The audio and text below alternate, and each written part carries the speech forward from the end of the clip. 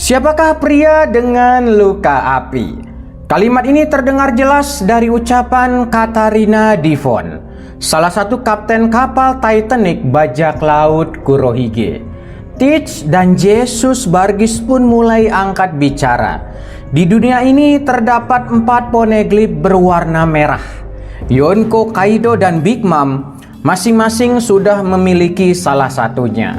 Rod poneglyph yang ketiga berada di Pulau Zo. Sementara salah satu petunjuk keberadaan dari rod poneglyph terakhir diyakini dimiliki oleh pria dengan luka api. Selamat datang kembali teman-teman Bang Ilham.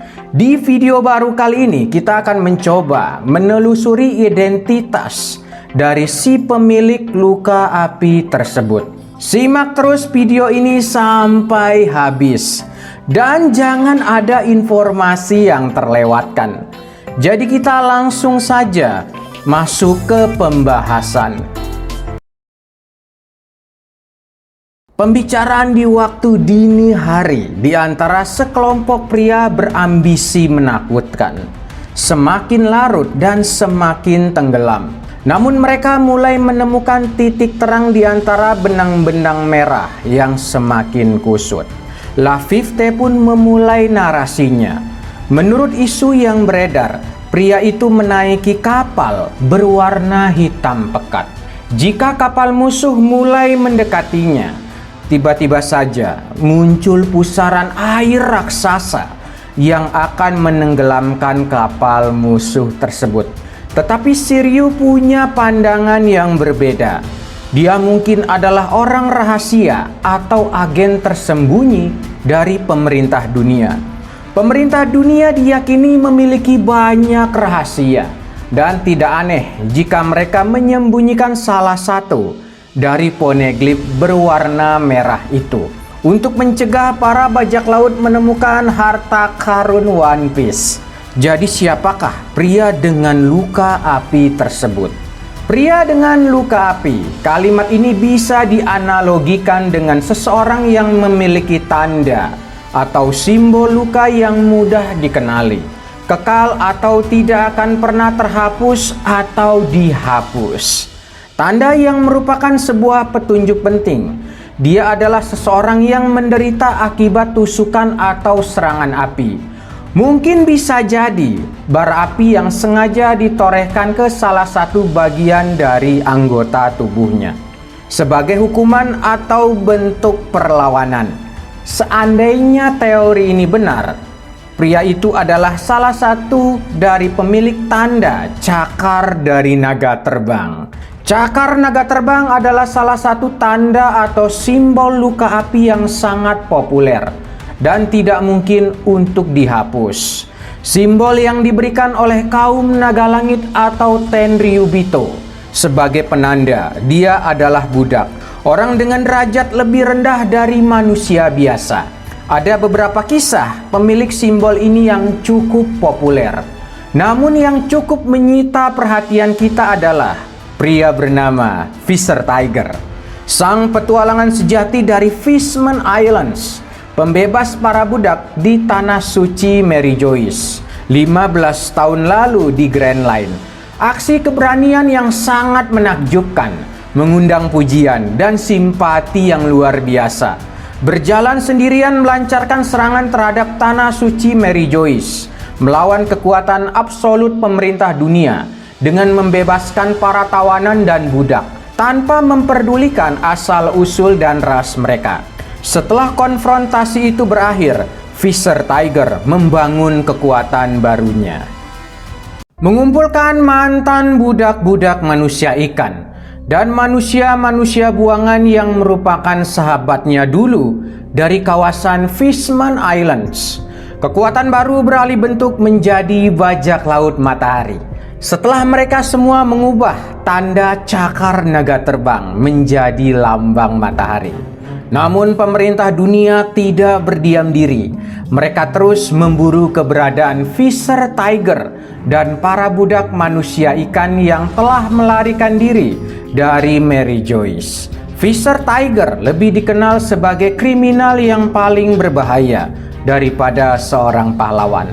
Sementara bajak laut Matahari tidak merasakan ketakutan apapun terhadap pemerintah dunia dan angkatan laut.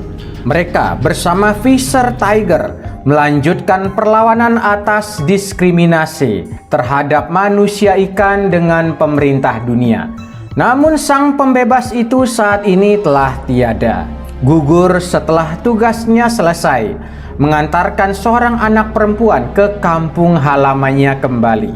Saat ini dia telah tumbuh menjadi salah satu pasukan revolusioner yang bernama Koala. 3 tahun kemudian atau 12 tahun lalu setelah hari itu, Fisher Tiger tidak pernah meninggalkan kebencian apapun terhadap manusia dan cita-cita Ratu Otohime yang menginginkan Fishman dan bangsa manusia bisa hidup damai, hidup untuk berdampingan.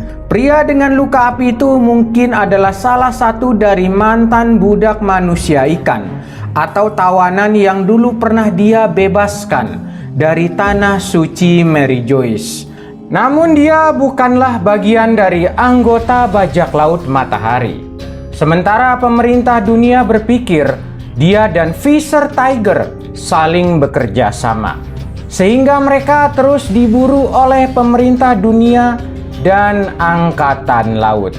Tetapi kenyataannya, dia memiliki misi yang berbeda, melindungi informasi keberadaan dari salah satu Rod Poneglyph, bergerak secara rahasia dengan menyembunyikan identitasnya hingga tidak diketahui oleh siapapun dan membentuk bajak lautnya sendiri. Kehadirannya diduga sebagai salah satu dari manusia ikan. Diperkuat dengan asumsi LaFifty. Hanya manusia ikan yang mampu menciptakan pusaran air raksasa secara cepat dan bergerak di dalam lautan dengan bebas. Namun bagaimana dengan pendapat dari Shiryu? Shiryu berkata dia adalah bagian dari organisasi pemerintah dunia. Pemerintah dunia memiliki banyak rahasia yang mampu menggagalkan bajak laut untuk mencapai tujuannya. Melihat dari perkembangan cerita sebelumnya, ada beberapa orang-orang dari pemerintah dunia atau angkatan laut yang terkena goresan atau serangan api. Namun belum ada petunjuk kuat yang menyatakan salah satu dari mereka adalah pria dengan luka api itu. Tetapi ada satu manusia berbahaya. Setelah mengikuti perkembangan perjalanan cerita sebelumnya, dia adalah manusia yang banyak sekali terlibat dalam jual beli informasi penting, termasuk rahasia tersembunyi di tanah suci Mary Joyce. Siapa lagi kalau bukan Don Quixote, Don Flamingo, salah satu mantan anggota Shichibukai dan mantan dari Tenryubito, iblis dari surga yang terjatuh ke dasar bumi. Saat ini berada di penjara level 6 Impel Down. Dia membangun sebuah narasi berbahaya dengan suaranya yang terdengar cukup keras. Don Flamingo berkata, ada sebuah harta rahasia yang tersembunyi di Mary Joyce dan sudah saatnya memberitahukan rahasia kekuatannya. Jika tidak, harta itu akan semakin membusuk dan kekuatannya semakin berkurang. Mendengar kalimat yang berbunyi semakin membusuk dan kekuatannya semakin berkurang, harta itu pasti adalah sebuah peninggalan yang sangat kuno. Mungkin usianya sudah melewati berabad-abad yang lalu. Di dalam kisah ini hanya ada 2 benda yang usianya sudah melewati beberapa peradaban, termasuk abad kekosongan, senjata kuno dan poneglyph. 2 kekuatan misterius yang saling terhubung antara satu dengan yang lainnya. Setelah penyerangan tentara revolusioner ke tanah suci Mary Joyce, Marshal Dietrich bergerak 1 langkah lebih maju dari bajak laut besar lainnya dengan mengirimkan salah satu dari tangan kanannya bernama LaFifty. Tetapi bukan menuju ke Impel Down, membebaskan Don Flamingo, melainkan menjalankan misi penyusupan ke Mary Joyce setelah membuat skenario rahasia, bertindak dengan memanfaatkan konflik yang sedang berlangsung di sana, memastikan kebenaran dari asumsi si Ryu. Tidak sulit bagi dirinya untuk menemukan petunjuk itu, rod poneglyph atau salah satu senjata kuno. Ini jauh lebih mudah dibandingkan dengan membuka gerbang keadilan di Impel Down. Jadi siapa yang pantas mendapatkan gelar sebagai Raja Bajak Laut selanjutnya?